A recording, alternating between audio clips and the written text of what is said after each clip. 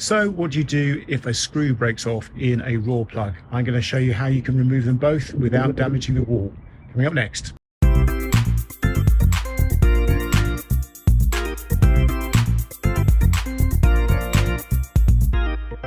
So as you can see here, I've been fitting a wall charger and the screws that came with it were very cheap and actually snapped off. And you can see this one here is actually flush.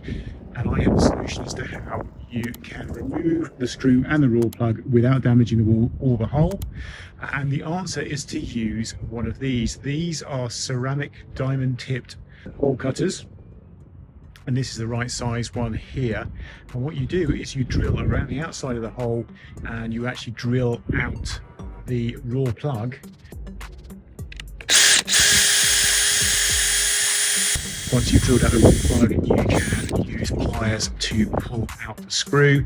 And in fact, then what I do is put a bigger screw in to pull out the rest of the raw plug.